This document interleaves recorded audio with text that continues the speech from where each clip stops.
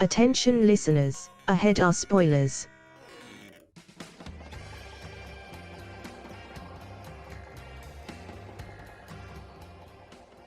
Hello, and welcome to the Movie Trap. My name is Russell Carlson, and with me, as always, are my co-hosts, Chris Boroff.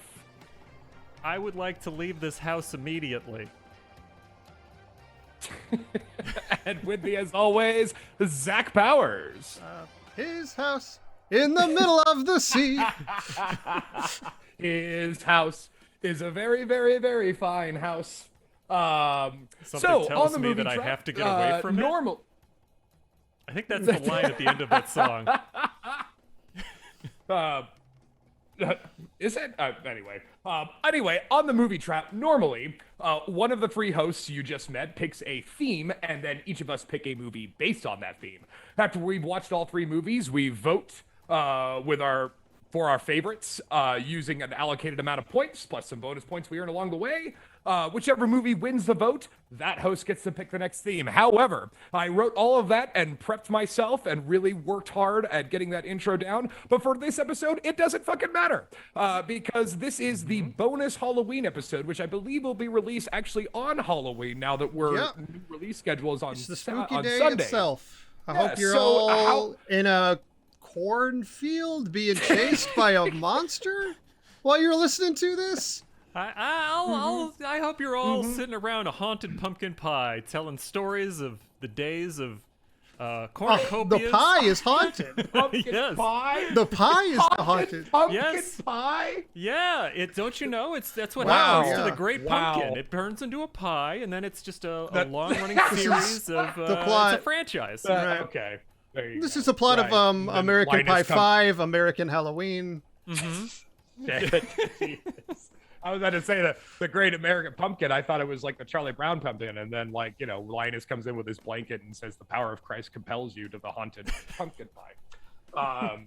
Anyway, all of that is not what we're watching. What we watch this episode particularly is a reward episode or a bonus episode for our very own Zach Powers. Depending on the movie. Sometimes, depending on the movie. Yeah, depending sometimes on the it's a movie. reward. Sometimes it's a trap. So, but actually, this one was very much a reward. So anyway, how we got here was we did our spooky theme of horror movies from before and including 1959, to which Zach won with Diabolique, and he got to pick the bonus episode as a reward for winning the Halloween Spooktacular, and he has chosen 2020's His House. Yes, appropriately, because as our Halloween trio was not the spookiest trio of movies. Correct. So Yeah. it's Correct. good to get something a little... Correct. Something Oh, that is yeah. actually on the board correctly as a scary movie. Correct. Yes. Yes. This was spooks were promised and spooks were delivered. So that's that. It was actually kind of nice to do this. So because it's a bonus episode, there's no points, there's no voting. We're all trapped in His House. So Zach, why don't you tell us what is His House? His House, as mentioned, is a 2020 horror film. It is the directorial debut of Remi Weeks. And it is based on a short story, I believe, but I could not find the short story. Anyway, it stars Wenmu Mosaku, Sophie Derisu, and Matt Smith. It was released last October on Netflix, though it got very little acclaim. We can talk about that later. Anyway, His House opens with a boat full of refugees crossing the ocean. Several of them are flung from the boat and into the water, after which we cut to sort of a detention center or a holding center in England, where Bull and Raoul are two protagonists, a man and a woman, are waiting to see what the government of the UK will do with them functionally. Deport them, give them refugee status. It's unclear. They go before I'm scared already. Yeah. Truly, the horrors of the immigration system are perhaps the scariest thing in the film. They go before a board who says they are giving them sort of conditional refugee status. If they can prove themselves to be one of the good ones, they're given an extremely small stipend. They can't work. They can't do all this. Like, they basically can't do anything except sit around in their house and get $75 a week or something to survive on. They've essentially been set up in a purgatory that there's no clear exit. It's just, you're going to be in this house until we decide that you're okay to stay. Yeah, pretty much. So they get sent to this house, and it's kind of a shithole, but yeah, it's not the best. But on the plus side, they're told normally they'd have multiple groups, multiple families in this house, but for this couple, it's just going to be the two of them alone in this fairly moderately sized house. It has nothing else going for it aside from that. So they are sort of not extremely welcome. Like, their neighbors are sort of weird and or aggressive towards them. The agents are like the people who are helping them, like, even as they move in, are like, this is bigger than my house. They're like weirdly, I don't know, aggressive and jealous. Yeah, well, it's all got that. It's very much that thing of like, you should be happy you're even getting this, is the the sort of refrain that keeps coming up. It's really gross and it's very aggressive, and it is probably sets up a sense of dread that works for the rest of the movie. Yeah, sure. They react somewhat differently. Bull, the man, he sort of goes to a club and sings football songs with people. But Rial is a little more hesitant to acclimate. She prepares dinner and has them sit at the floor without utensils initially for their meal. But Bull is trying to, convince her that they need to immigrate. They need to assimilate a little bit more to fit in so that they could stay. At the same time, Rial has this doll that is implied belongs to their daughter. Of which she takes a little string off of it and makes it into a necklace. But shortly thereafter, they both begin to see things. They see things moving in the walls. There's a hole in one of their walls, and Bull sees something moving inside of it.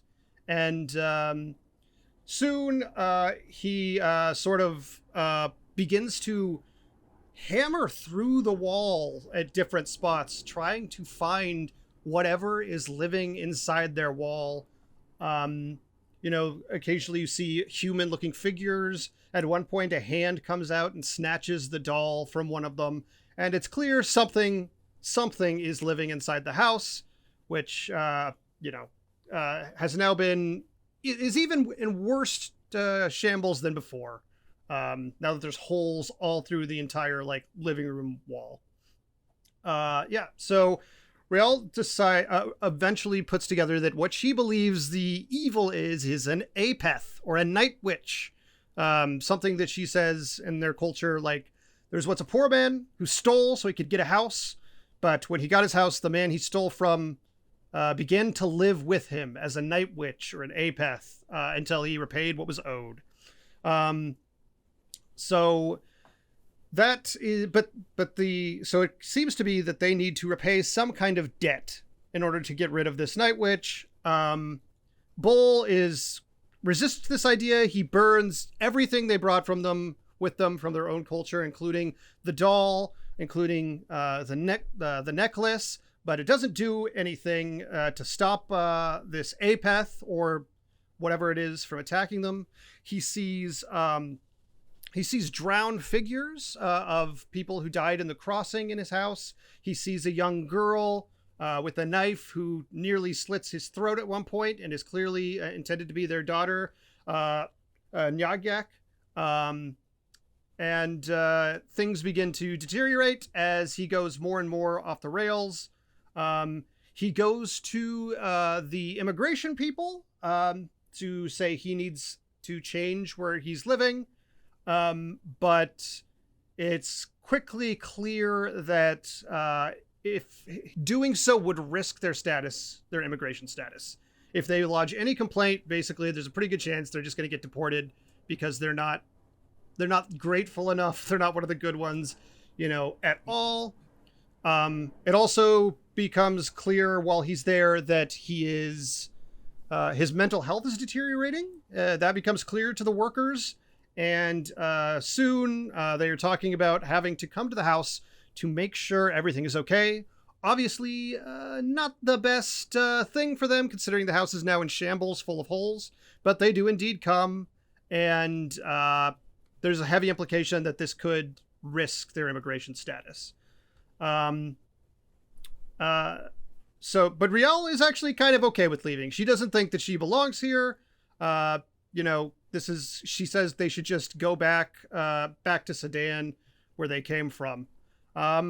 Regardless, the Apeth continues to torture them and offers Bull a deal. He can give him his life in order to restore the life of their daughter who drowned at sea. Bull initially refuses and even goes catatonic for a while, but eventually snaps out of it and tries to lock them both inside the house with no way out. Rial escapes from the house by sort of locking him in a separate room and jumping out the window. And as soon as she exits, she is back in Sudan, in sort of with a great number of women in a classroom in Sudan, old friends of hers. But as things roll forward, it becomes clear this is some kind of illusion or vision. All of these women had been massacred at some point prior to this. Basically, it becomes clear that they need to repay their debt. The women double down, like that they have sinned and they need to repay. Exactly how they've sinned is shortly thereafter revealed. When they flash back to, or relive, I guess, as it were, them escaping from Sudan. They're getting on a bus. The bus is overcrowded. They can only take families with children. So Bull grabs a random young girl and says, I have a child. We have a child, in order to get them on the bus, the last people on the bus. And as they drive away, the child's real mother runs behind the bus screaming for her daughter and is implied to have also been killed. They decide to take care of this young girl to the best of their ability, but nonetheless, she falls overboard while crossing the ocean and dies.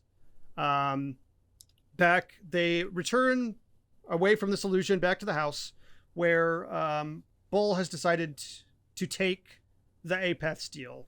He cuts his own arm to summon it, and summon it he does. It comes for him and begins to try and insert itself into his skin through the wound, basically. Rial initially lets this happen, but eventually decides against it and attacks the creature and slits its throat while it's trying to inhabit Bull.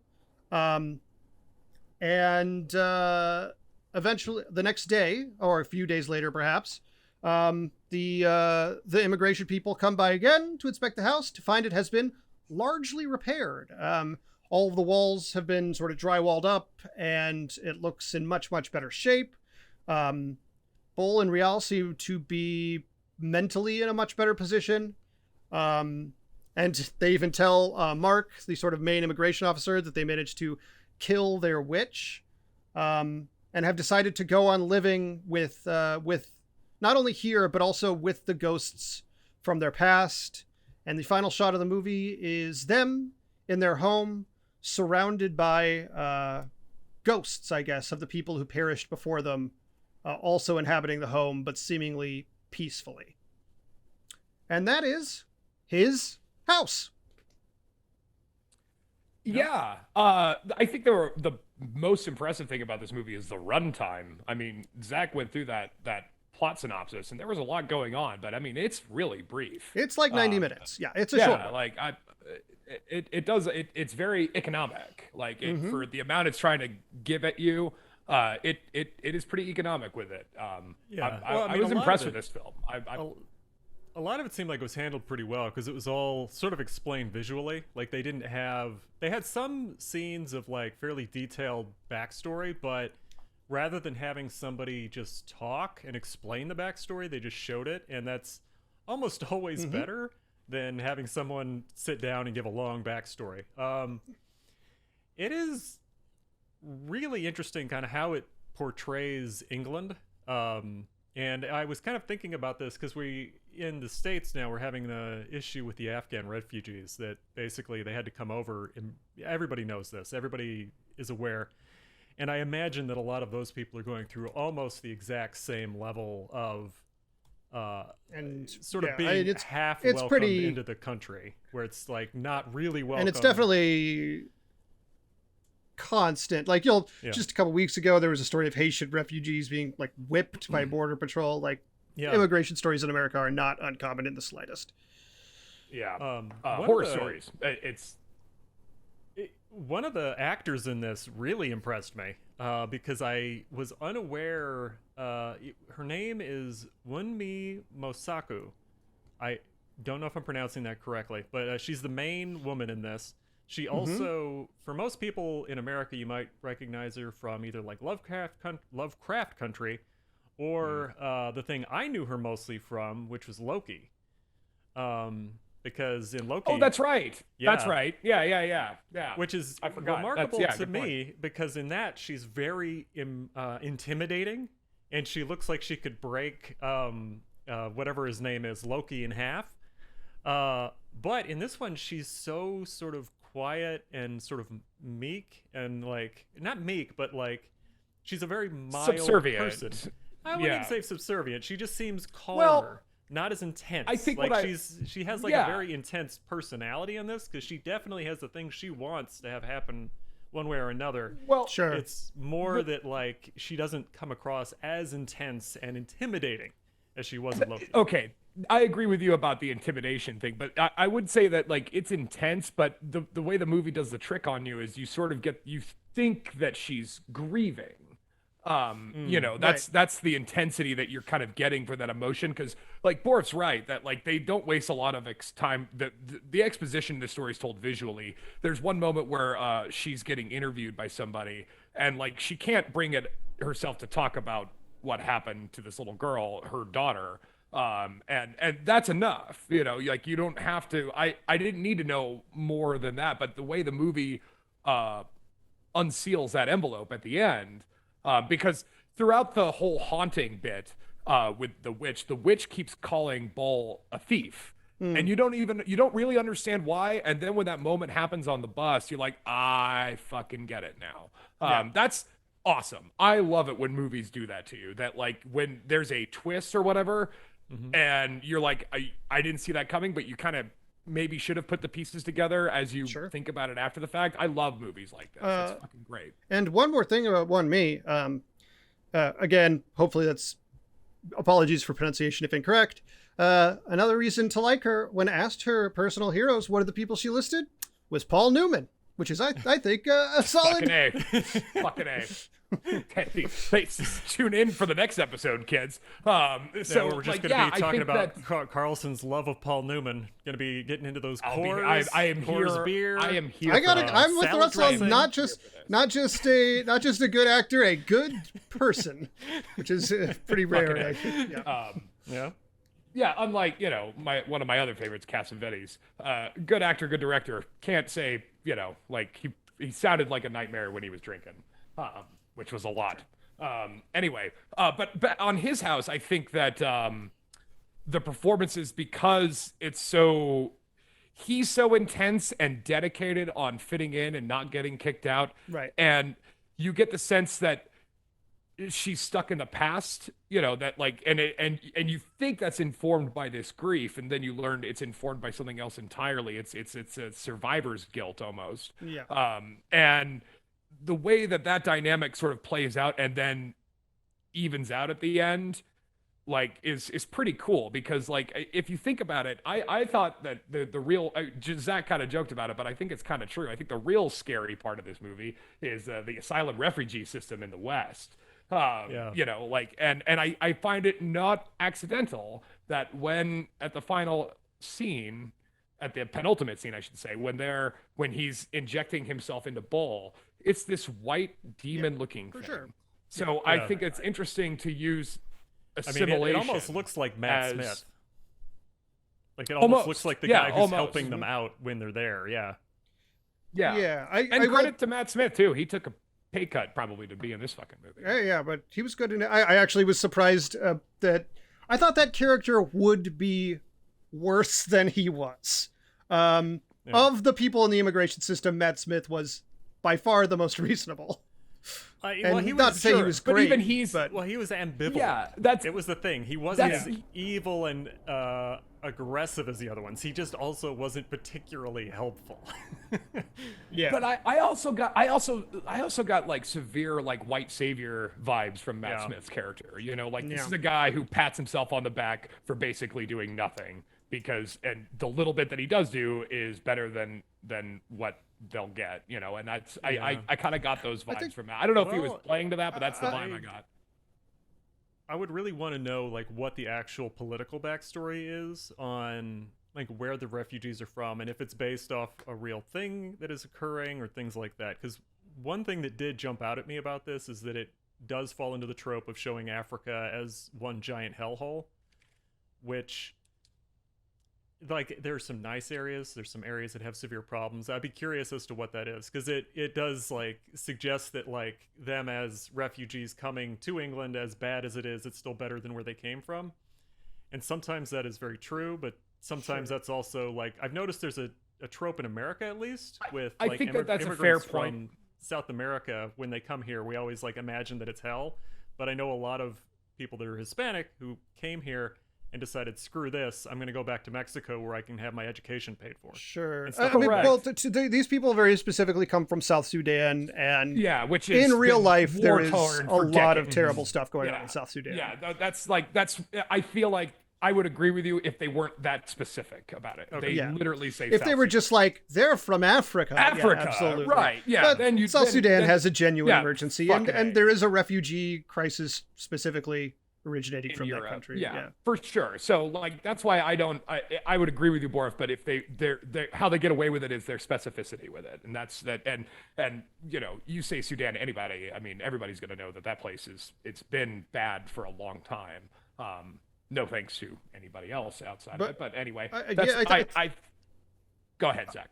I think that but I do agree 100% with Russell that this is for sure like one of the major themes about this is the struggle between assimilation and holding on to your culture in a new environment. And obviously Bull is like very much the one trying to assimilate. I think there's absolutely no question the Apeth literally getting inside of his skin to make him sort of, I mean, I'd say a white man inside of a black skin, like it's this new thing, but it is explicitly more cultural than that. Rial does come across some black British teenagers who are also quite cruel to her. Correct. And they're African, they're black. That's when they do. I thought that was a very telling thing, that this is more nationalism than it is racism. Yeah. And I think that's nationalism kind of gets roped into racism a lot for good reason, but they are different things. Yeah, well, I think it seems like they're almost treating it as like a hazing, like they're being really rude to the new people, but I guess they feel like they belong there because they have an English accent and have been there for at least a generation or two. Yeah, and I think that, I mean, every interaction, even the seemingly benign ones, there's like this underlying sort of, obviously there's things like this creepy neighbor who asks why they don't just leave and stuff like this, but there's also a scene where Bull tries to go to a bar and watch a football match and sing sports songs with the guys, and all the other people in the bar view him as kind of this amusement. Like they enjoy the fact that he's doing it, but there's still a clear line where he's not really one of them. He's like this amusing, I don't know. It's cute that outsider. I guess. It's cute that he has like decided that he likes this. Yeah. There's exactly.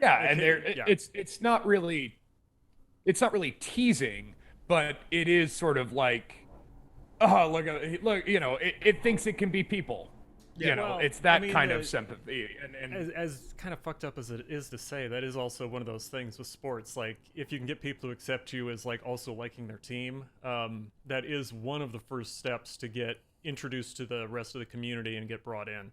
Like, sure, yeah, people feel so Look, strongly we have about 3 episodes sports. to talk about sports there, buddy. Yeah. Oh yeah, I'm sure we'll get to it, and that'll be a whole thing. But yeah. I actually really liked that scene. It was like one of the more heartwarming scenes for me, because I was like, oh, I mean, I understand that he wasn't really like considered part of the group yet, but it was still one of those things where they were not being dicks to him. They were being open and accepting, and it seemed like the first time the community might have warmed up a little bit to them. Well, it also seemed like he kind of warmed to it too. It kind of revealed his dedication to want to assimilate, to desire to have this life for his family.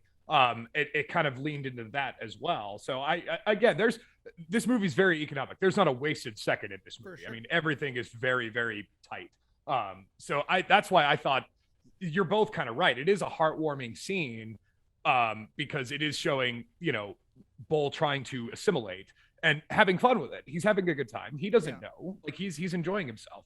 And the people there are not necessarily malevolent. They're just somewhat condescending. Right. They're not throwing quarters at him and shit, saying, you know, dance anything, you know, like Zach's kind of right, where there is this kind of like almost sideshow aspect to him singing along and stuff. But, you know, it is sort of like how you would get inundated with a culture. I mean, I did it when I knew when I moved to New York City, you know, like Yankees and Mets, that's a thing, you know, like that. I eventually was going to have to pick a side. You know, that's so I mean, I imagine, especially in fucking English football, that's a thing. You know, if you're an Arsenal or Manchester United, I'm sure that's a big deal. But so it's kind of nice that showing that culture being so kind of frivolous and just like around a sports team, whereas contrasted to Rial, her view of culture is very entwined with like either trauma or personal, what you think is grief but ends up being guilt. That's why I think she's strong, whereas Bull, and that's why I think that the fact that the twist at the end kind of works, because Bull was the one who did it, and so he's and the movie keeps you blissfully aware, and because of that it makes Bull almost seem blissfully aware of what he did. I think that because I think both of them, I don't think that we are supposed to think we're kind of focusing on Bull and his assimilation and all of that. But I don't think either of them are supposed to be portrayed as having a happy or a healthy response to their new like location. Like, they're both going far too aggressively in each direction. Like, Bull wants to pretend the old things didn't happen. He wants to completely cut out that part of his life. He burns everything they brought. He's like, we're not going to talk about the girl who died or the people who drowned. It is over. We're going to fully jump with both feet into being English. And Rial like gets to the point where she almost wants to go back. I mean, she doesn't leave the house, she does as little as possible leave the house. She I think she wants to like live in her trauma, the trauma of like not just this girl, but like, I mean, it's a stand-in for obviously these atrocities they saw both in Sudan and on the ocean. And yeah, I think obviously the end is, of course, the meeting place, the healthy meeting place. Yeah. Well, it's also strange, like, how they externalize the guilt, because usually when you have survivor's guilt, it's very hard to communicate that to people, because you get the sense of like, oh, it's guilt, great. But in this, because they actually have a real like thing they should feel guilty about, stealing that child, I think it helps cement it as an actual act that was committed to the audience. And I think by the time you get to the end of the movie, especially the fact that if they would have left that child there, that child would have died, her mom would have died, and the two people that we're following would have died. So the fact that the child died on the trip, it's tragic, but it's also one of those things, like, it would have been dying on that boat or would have been dying there. So it was a thing where... when they were trying to get on the bus, there were people approaching with guns. So So it was like a... Go ahead, I just wanted to clarify that for the audience. Yeah, it's just one of those things. It's like, I wouldn't... saying a Sophie's choice type moment is a little intense, but it was definitely something where you kind of realize that like there were no good choices, and the only one they did was to survive. So you eventually have to keep living, or you didn't really survive. They definitely like after they abduct this child, like it is very clear that they intend to do everything in their power to protect her, to treat her as if she were their own daughter. Like they're not sociopaths entirely about it. They were desperate and did a desperate act and intended to do the best they could with the cards they were dealt. Yeah. So no, it's really great because you can see it on the surface being kind of a monstrous act to abduct a child like that, but the way the circumstances unfolded in the movie, he's not monstrous. I mean, can you blame him? Like the other end of not getting on that bus is a van full of guys with guns. Like that's so like it doesn't make him it's not the right choice, obviously, but it's an understandable choice. Like and that's the power of that movie. It relies on that kind of the way it unveils that, and it does it very well. But because again, the witch thing talks to Bull and keeps calling him thief, and you don't, and you keep wondering why, because you haven't seen him steal anything. And it's such a small trick to do, but it worked. It was very effective. Very effective. Yeah. Survivor's guilt's scary. It's a very But I will say, I mean, if we could talk about the actual scare factors of the movie, because I feel like unlike the other the theme we did for the Spooktacular, this one was actually had me kind of crawling in my skin, because like the manifestation for the most part of the movie of the witch is this little girl in this kind of weird leather face kind of mask. Yeah, it's the daughter, but she's like got this strange mask on. Right, yeah, and it kind of does the kind of modern trope of kind of like background action in the darkness, and then like suddenly there, suddenly not there, like it does that, but it's very effective with it, and it actually worked. Like there's a shot of, I think the first time you kind of get a look at the girl, it's like she runs across a doorway, and she's like a very small figure running directly in front of him across the doorway, and I think my girlfriend had a like physical reaction to that moment. She was definitely frightened by like that particular. Yeah, it's mostly the daughter, and then the other way it manifests is there are drowned corpses that sometimes appear in the house. That's one of the things that I noticed too. It's like a lot of, I would say that those sequences are all very traditional horror sequences that are all pretty standard, pretty. It's very Conjuring, very it's like that kind of thing. I think the one sequence in this that really bounces beyond that, like, because I'm a little bit of a weirdo and I love surrealism, but the thing that I really enjoyed are all of the nightmare sequences that he has, where it's just like this endless sea and bodies rising from the depths. And it's basically, I think it's like the same image type that they used as an inspiration for the cover. Like, if you look this film up on IMDb, in his house, it's like these two people eating at a table, and there's a wall chunk behind them, and then there's this endless sort of like sea and like clouds and ocean. It almost feels like the void sequences in Under the Skin, where it has such an odd, almost theatrical presentation to it, where it's like someone walking in towards camera and towards the main character from a void, and it's something very unnerving about that. There's something weird about someone wandering towards you from the abyss. So I love those sequences. I thought those are great. I really liked that they had that as his memory of the ocean rather than just splashing water and things like that. Because that's the trope I always see, is like, it's always, I had a flashback to a nightmare of drowning in the ocean, and it's splash, splash, splash, splash. And this now it's all wet. Right. Yeah. It's initially very peaceful, even when he first appears on the ocean. Yeah. No, but you're right too. That it is very traditional horror stuff. Like one of my favorite sequence, which is very much like you've seen this done 100 times, where he keeps flicking on the lights, flicking off the light, flicking on the light, flicking off the light. Like that was cool and effective. And sometimes in horror movies you can lean too easily into tropes and to just cliches. And this movie does that with the mechanism of the spooks, but it doesn't do it with the overall film. The overall film relies very much on character and emotion, but the scary stuff, the supernatural stuff, so to speak, is sort of very much what you would expect in a typical ghost story. In a sort of psychological stuff. I mean, is it real? It bends reality. Like that's what it's trying to do to you. Is it real? Is it not real?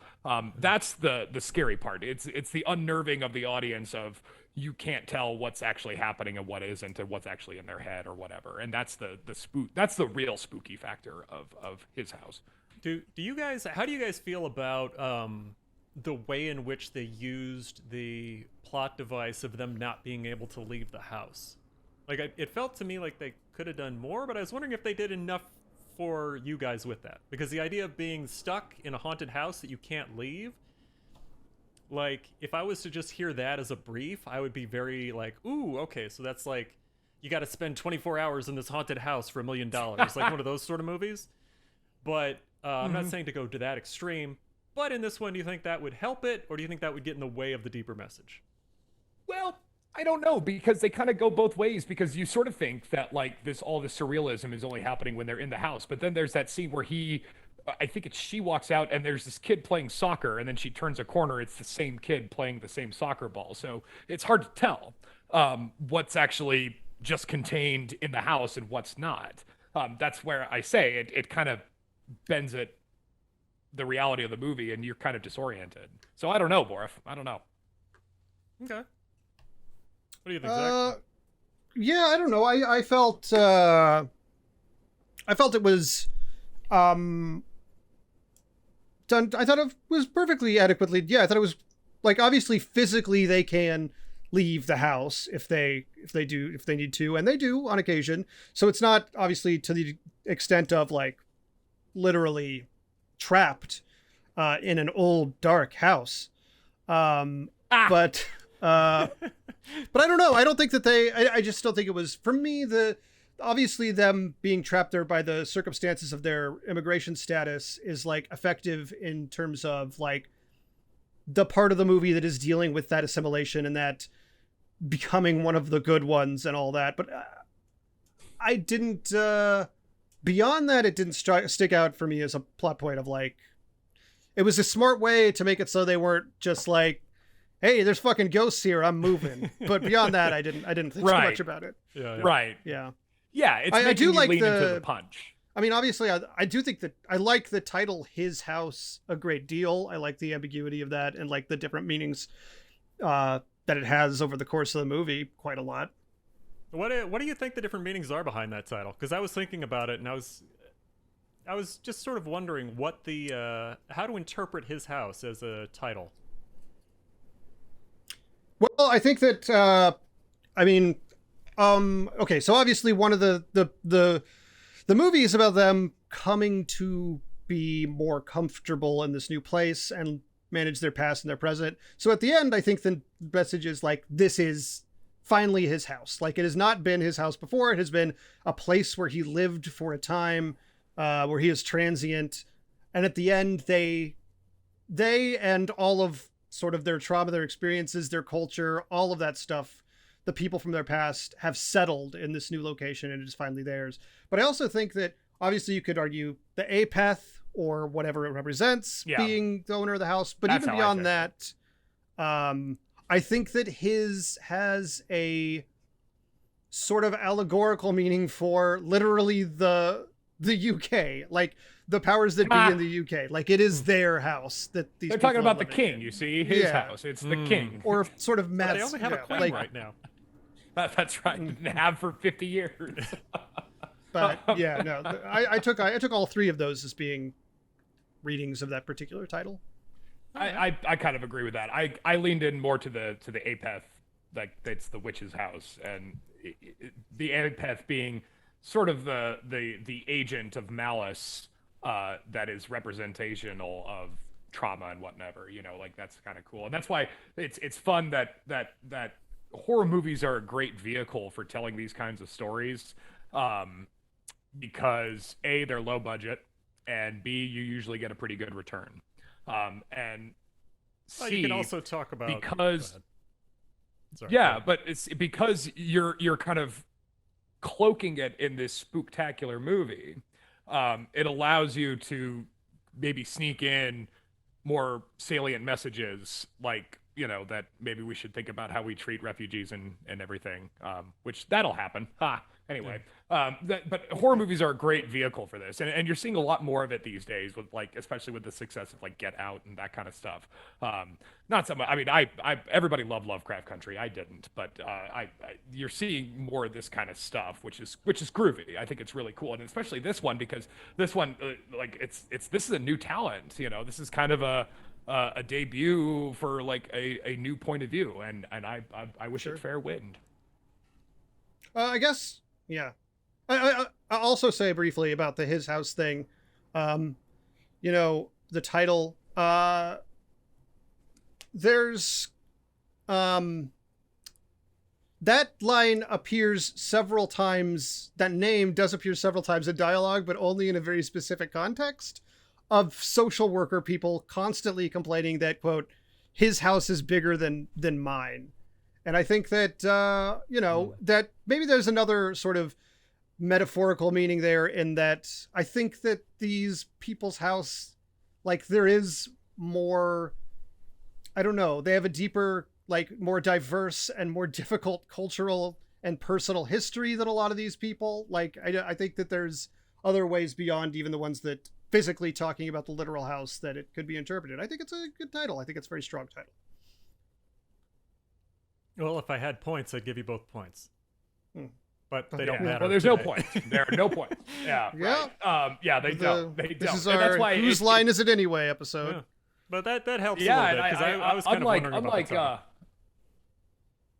the and you like titles that are real terse, that evoke enough of a mystery, but kind of just open the door a little bit. Those are open the door to his house. That's it's cool, and plus the movie itself intentionally obfuscates a lot. It goes out of its way to fuck with the space-time with the editing and stuff, because the part of the big reveal about the daughter, and that's also done with the mood of the whole thing, and even the colors that they use, and even the outfits that they wear. There's a lot of subtext in everything that they're doing, and that's why I think that, because it's intentionally putting the wool over your eyes, you're constantly trying to peek behind the curtain. And when you're doing it in a horror movie, you're not sure if you really want to peek behind that curtain. You're not really sure, maybe we'll just leave well enough alone and not reach into the hole with the wall with whatever is living in there. Maybe just leave it alone. Yeah. But that's, the other thing that's really, that wall, once it has all the holes in it, really, really cool little bit of really, really cool set. I thought that wall looked really great once he had hammered all the holes into it, and it was very effective as a set piece. It reminded me of every shitty wallpaper. Apartment. Yeah. It reminded me of every shitty apartment I've had, where it's oh God, why is there a problem with the drywall there? Or any DIY show where they start hammering and pulling things down. You're oh God, this looks terrible. You guys have done a bad job. Speaking of people who are transplants living in weird sort of hells, the wallpaper definitely reminded me of Barton Fink 100%. Barton Fink. That's right. Yeah. Yep. If I had points, I'd give it to you, because that's exactly what I thought of. But and so when I almost got a chuckle out of it, just because I'm Barton Fink. But it does. It's that it happens early on, but it's setting up the mood of this kind of menace that's around.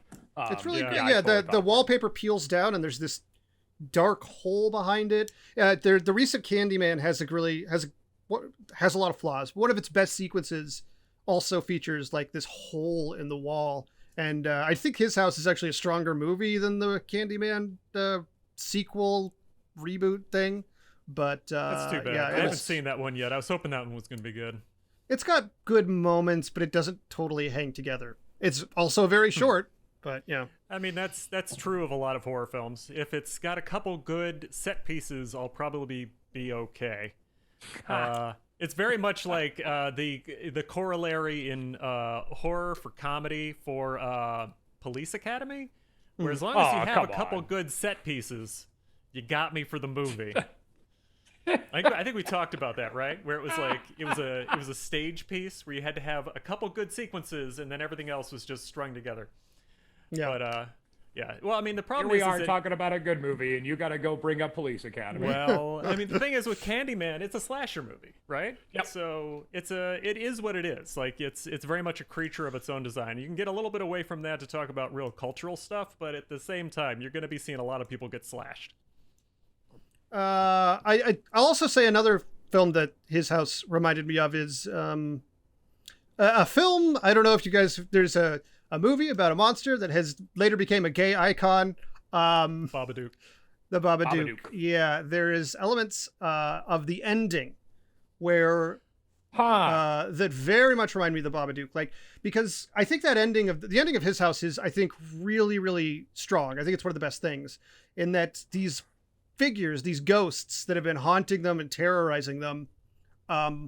The final shot is them in the house, and all of these ghosts are there with them, but they no longer look massacred or drowned, and they're no longer aggressive, and they're in the daylight, and they seem like peaceful. And I think that image is really great. That the ultimate resolution of this was not to exorcise these things from their past, but to find a place for them to live alongside them. Like, I think that's just a really, really, really. And they don't say it, obviously. They do it exclusively through that image. But I thought it was a really erudite and economical bit of storytelling and theme just in that last shot. And also wholly earned. You know, I think part of the problem when it kind of ends in this kind of, I don't want to say rosy, but in the end they end up okay. Problem with those kind of endings, especially in horror movies, is it does seem kind of like cliche that they survived or whatever, like, or they just kind of shoehorned into a happy ending. I always thought about like the original Friday the 13th would have ended a lot better if they just ended where Jason pulls it. Spoiler alert for those who haven't seen it, when Jason pulls her in from the boat, and just roll credits. Just roll credits. But then she ends up, they do the psycho trick where they end up in a hospital and you know, like I'd rather have. Who was the boy? Right. Yeah. That's why that's sort of like kind of letting everybody off the hook. You know, with this one, that ending, even though it, like I said, it's not really a happy ending, but it's an acceptance almost. It's earned. This is an earned thing that they both had to give up something to get to where they are. Mm-hmm. I'd say that in this film it plays differently. Like, people mention the Babadook, and I have seen it, but I always have had issues with the ending of the Babadook and kind of how the Babadook handles things. Like, I think I might have not been the right audience for it, but a lot of the way in which the mother reacts to the child at the end of that movie I find very overwrought and a little hammy, and I have never been able to like readjust. But I will say that in this film it felt very earned when they come to a emotional conclusion, and people didn't do as many histrionics in this movie, which I appreciated. It was like not at all. Very straightforward acting and very like grounded is what I would say. Like, that's one of the things that I liked about this one and I didn't like about the Babadook, because I liked the concept of the Babadook, but specifically the sequence in the Babadook where the lady goes, "I am your mother," I had a really hard time with. So in this one, having all the conversations be very calm and having them between two people who I believed in the movie loved each other. Those two characters really do care about each other, and it just goes to the acting ability of both of them to make me go, okay, these, like, all the horror is happening, but they haven't lost sight of the fact that they really care about each other, which I think is very helpful in horror films, because that can get lost sometimes. And I think it is very and to your credit, that's not. Yeah, and to your credit, to the movie's credit, it's not overwrought. You know, that implication of their feelings towards one another is told explicitly through the acting. And I think that that's remarkable. And I think that so much of like the underlying aspects of the story are done with a degree of like subtlety that make them really work. Like, even everything about how this is like we've all agreed this is a story about assimilation. And there's times that's a little more explicit in time, but like their attitudes towards it are often very like, you know, like it's not super, super, super over the top. Like there's stuff like the utensils or the way that, or even how Bull adapts to like exposing his own, history, his own culture to this place. Like when he first goes to the place after being tormented by the Apath, he's like, he accidentally mentions something about the Apath and everybody stares at him. He's like, no, that's what I meant. Obviously it's rats or something. It's rats. And then at the end, when Matt Smith comes back, he's openly like, we killed the witch. Like he doesn't pretend anymore that like this thing from their culture, this Apath, is like, he doesn't hide it anymore from him, because I think he is in a place where he's more secure with his own culture and and displaying that culture. That was a good read. Yeah. Good read, Zach. It makes sense, because it's also one of those moments where he's like, it seems to me like the character's willing to be open about the things culturally that don't translate. And he no longer cares in the same way he did originally. Like he's not terrified he's going to be kicked out of the country for believing in a witch. Yeah. So even though that's a strange belief, the house is not damaged in the way it was. They seem like they're being very helpful and working with the system. So, if I was like Matt Smith going through the stuff, I'd be like, all right, well, they had an issue and they seem like they're back to normal. I guess everyone's going to go get a job when they're out of this. And that's a pretty straightforward ending for that character. He is very much like that at the very beginning, where he's like, oh, it needs a little bit of dusting, just a little bit of spit shine, and this place will be spruced right up, Yeah. Like, are you seeing this place with your eyeballs? He's definitely, I would say he feels to me like a writer insert character, a little bit. For sure. Because, like, the writers, that's, if I'm not mistaken, the writers are white people on this. The director is I believe he's a black man from similar region, but I'm not sure where he's from exactly, but I think he is just from Britain. I think he's like an English guy. He was born in England. Okay. But, I mean, he probably has like more of a cultural background to pull from on that. That was just a thing I noticed, that it seemed like that particular character has the same introduction that I think a lot of people like us would have, where you're hearing this story for the first time and you're like, this is odd. I don't know what a house witch is. I don't know what the concept of a house witch is, and I don't know why you're banging holes in your walls. This is a strange thing to do first thing out of the gate. So I think having him be there to kind of set that up is like, I don't understand what's happening, kind of helped cement and introduce the world to everybody else who wouldn't know what's happening.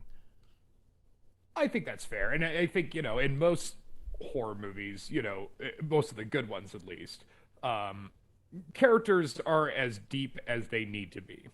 Like I recently made Sarah watch Texas Chainsaw Massacre, and it's not like any of the main characters are all that deep. You don't really learn anything about them. It doesn't really matter. They're just victims. But fucking Franklin, though, that guy's a piece of shit. Right. Yeah, right. Yeah, fucking Franklin. Who remember decided Franklin. to break a guy with a wheelchair? Oh, he's the guy in the wheelchair. But even him, that's the only characterization you get out of anybody in that movie, is that they're all kind of wild, crazy teenagers, and they brought along their little brother who's annoying. That's it. But that's all you really need in a movie like that, But the important part, especially with Sally, the lone survivor in the movie, you may not have really been familiar with who she was, but by the end of the movie, you know what she is now. Like, you've got a good idea of what she's gonna have to live with for the rest of her life. Like, that's the trick of the movie. And with this movie, with Matt Smith's character, I think you're right, Borf, that it is sort of like insert character there, that this is the writers kind of like trying to use as a device to open up the world for the audience. But it's also he's got his own sense of malice and menace, even if it is sort of like benign and ambivalent. And I think that's a cool trick that it does. And there's, like Zach brought it up specifically in The Office, where there's that moment of silence where everybody looks at him as soon as he says witch doctor, and everyone just kind of looks at him and be like, what? And Matt Smith's face, he kind of like looks around, because you get the sense that Matt Smith thinks he's one of the good ones, right? Like, sure. I might not, this system might be monstrous, but I'm not a monster. See, I go out of my way to do barely anything at all.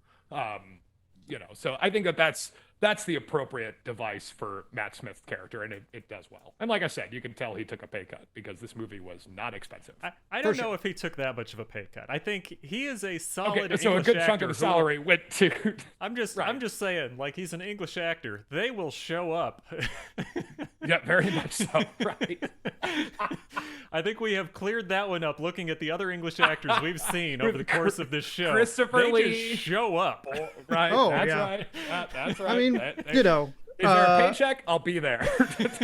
I mean, like, I think it's very, very much like there's that very famous Michael Caine story where he says, I've never seen Jaws 3, but I saw the house the money bought. Yeah. Or something. That's right. Something along those lines. And Yeah. That said, That's I will very say much that this true. is one of the better Matt Smith movies he's made, because he's been in, like, Yeah. right after he did, Doctor Who, everybody was like, let's throw him in a bunch of random shit. And he was in a bunch of random shit, and he always was in bad random shit where you're like, oh, why are you in this? You don't need to be in this Terminator shit. You can do something else, Matt Smith.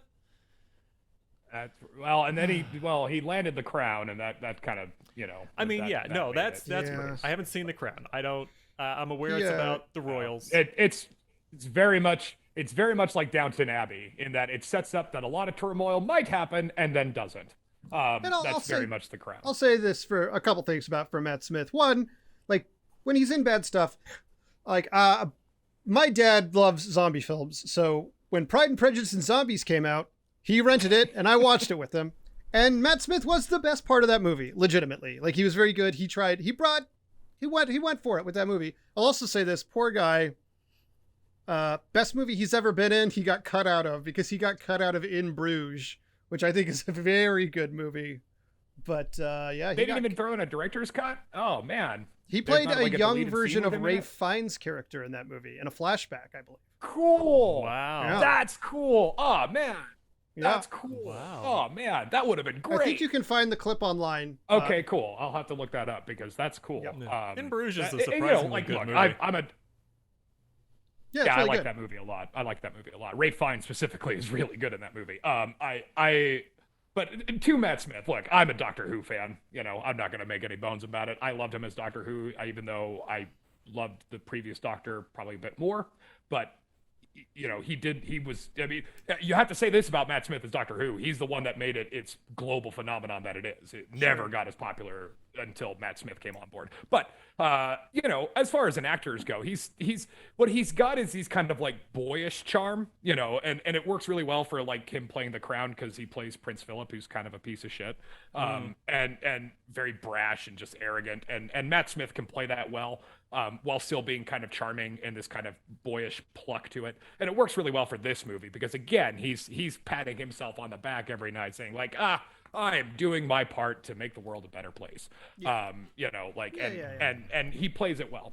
I agree. I think... audience, I just want to point out one thing that just happened, because if you're listening, you couldn't see it, but in person, Zach just started fondling a knife on camera. And it immediately became 90% more threatening. Like, Carlson's just casually saying how much he loves Matt Smith, and I just see, like, Zach's We've been doing some Halloween crafts. We've been doing some Halloween crafts, and I've been Is like that having what to you cut call some... murder now? No, Halloween crafts. we got a little ghost guy. We got a little ghost guy that we were making for the yard. Murder crafts. Okay. So we've got some knife out for Halloween-based Yeah, crafts. that's nice because you got your little white ghost and you've got your knife. You're gonna save Bull from assimilation. Exactly. Just cut that ghost's throat, and that's right. Yeah. Yeah, it's all thematic. No, I agree. I think Matt Smith is a very charming actor. I prefer both David Tennant and Peter Capaldi to Matt Smith, but he's always good. I enjoy him in the things I've seen him in. He always seems to be giving it his all. And I'm glad that he got to be in a good project. Yeah, well, now he's going to be Daemon Targaryen in the new Game of Thrones, so that's a thing. Everybody's looking forward to more. Well, Game here's what of I'll say. Thrones. At least this story's finished. Yeah. Yeah. The world's clamoring for more of it. Anyway, that's why my favorite part about Game of Thrones is Kit Harington, who played Jon Snow, is like, I'm never doing anything like this. And then Marvel comes around and like, well, how would you like to play the Black Knight? How much money are you offering? Night Gathers and whatever. Let's go. Yeah.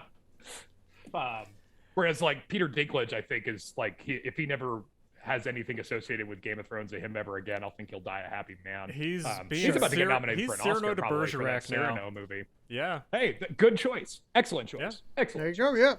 Fantastic. Okay, well, gentlemen, I guess that is his house. I think, unless we got anything else to add about, I gotta say, Zach, you rewarded us this time with your bonus movie. I mean, unlike Border, which was last year's bonus movie, this was actually a joyous, Border occasion. Was a interesting movie.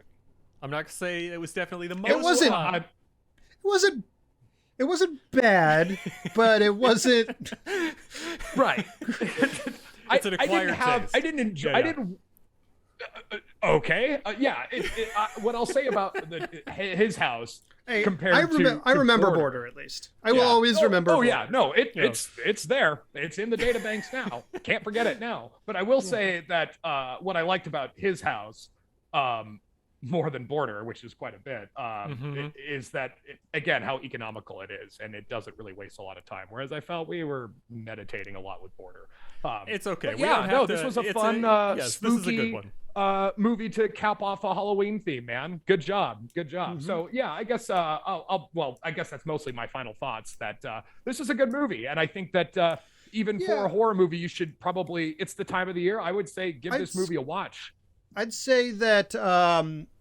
So the one thing we didn't talk about as much is that this movie is actually recommended to me by previous guest on this show and co-host on my other show, Brian Flynn. Great Brian. This movie came out last Halloween on October 30th or 31st, 2020. I heard fucking zero about this movie, even though it has really, like, it's 100% positive reviews on Rotten Tomatoes, well received, all that stuff. Nothing about this movie, like, and it was on Netflix. It's still on Netflix. It's like an extremely accessible movie. Anybody out there, you can watch this thing probably right now for 95% of our audience. And I just can't believe how under the radar this flew for how quality it was, and how interesting the subject matter was. And it's, obviously it's a black director and creator. Like, that sort of thing is often heralded, especially when it's a quality product. And this one just didn't. That is true, man. I mean, it reminded me of like when we watched Blind Spotting in the early days of the podcast. Yeah. That, like, how good that movie was. You would think I would have heard more about it. And yeah, I totally agree about this. Especially horror movies are a very insular, kind of navel gazing audience. So you'd think that something like this would kind of get around. But yeah, I haven't heard shit about this movie. The thing is, I have a feeling this one might get revisited later, because I think these actors are all very solid actors that are going to get more well known. But I think it also, just to be totally honest, last year Halloween sucked. Like, there was no good news. Like, I was so fucking distracted by the fact that we couldn't go outside, and I think you actually talked about how it was like a scary election going on. It was the perfect Halloween. It was a full moon Saturday. Yeah, it was the perfect Halloween. We couldn't, and yeah, we were staring down the barrel of that election, and that was a frightening prospect. Yeah, like I think to be real, this one, it's a good movie, but it's emotionally heavy, and I don't think I or anybody else that I knew would have been ready emotionally to watch something like this that had real stuff to say about the stuff that we were seeing just getting tossed around like tossed salad in the fucking political spectrum. I'm certainly hoping that this, not only these actors, but this director, like, I could easily see these people having like some real interesting work ahead of them, getting discovered by and large, and this movie becoming like, oh, did you guys ever see his first movie? Like, and people slowly discovering it in that way. Well, the Sope, I wish him fair wind. Risu guy's really, really impressive. Like, I've seen him in other stuff. I agree. I remember him actually from an old show called Humans, which was okay. It was basically a thing where he played an android who was like becoming It's a whole thing. We don't need to get onto it, but it's a show about androids becoming real people. I enjoyed some of it. His parts were pretty good. There are a lot of actors who came from that and have been in a bunch of genre stuff. But I'm excited to see what this guy does next. I'm excited to see what everybody does next. I especially the director. Fair wind, dude. Because he doesn't have anything listed as upcoming on his IMDb yet, but he did get a lot of recognition for this. So I'm guessing that there is. I'm guessing there's things going on behind the scenes with it. I do wonder how much this film's going to be revisited as we go on, because like it reminds me of the not Margot Kidder, but the other lady in Black Christmas, Olivia Hussey, or is that her name? Yes, I'm not 100% sure. She was in a movie with Steve Martin, and when she came on set, Steve Martin straight up told her that like, "Oh my God, you're in my favorite movie," and she assumed, "Oh, Romeo and Juliet." Because that's what everyone knows. He's like, no, Black Christmas. That movie rules. And I wonder how much of that's going to happen with his house, because this is a quality movie. And again, it's emotionally heavy. It's not a easy movie to watch, but it's a brief movie. Like you will get through it. It's economical. The storytelling is not too in your face or overblown. The spooky sequences are effectively spooky. Yeah, right. It's not pretentious. It's not up its own ass. Like it's quality film. Yep. All right. Well.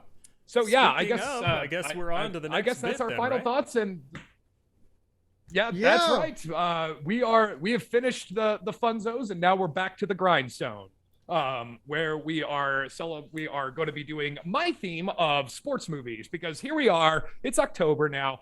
This is back when I worked in sports television. This is the busiest sports. Fall is always the busiest sports month. You've got all the seasons starting in all that. You got baseball postseason, football's in full effect. Everything's happening in sports. That's what everybody's going to be noting. And you're leading up to Thanksgiving. That's what pretty much anybody is going to be talking about or doing. We are going to be doing sports movies. That's right. And that's right. So sports movies is the theme. The movie that I have chosen that we've definitely revisited, that's definitely going to be a revisit for Borif and I, is the movie Slapshot with Paul Newman. Okay. So tune in next time. Programming note, our episodes are now coming out on Sunday, so don't look for them on Fridays no more. So we'll be doing these three. The next three will be sports movies. Then it's our annual Christmas bonus. To be released on Boxing Day with our new Sunday release schedule instead of its previous release slot of Christmas Eve. But well. Oh yeah, we should have announced that up front probably, that it's coming out on Sundays now, not on Fridays. Anybody who's listening who found out about this show because of Chuckle Sandwich, hello. It's nice to chat with you. Y'all seem like some swell kids. Please don't burn down our house. Thank you. Burn down his house. Anyway, yes. So I guess on that note, we can wrap up. This was fun, and we'll see you guys next time for the very 70s grossness of Slapshot. With that, I have been Russell Carlson. I was joined by Chris Borif. All I can taste is the metal. I was also joined by Zach Powers. I'm one of the good ones.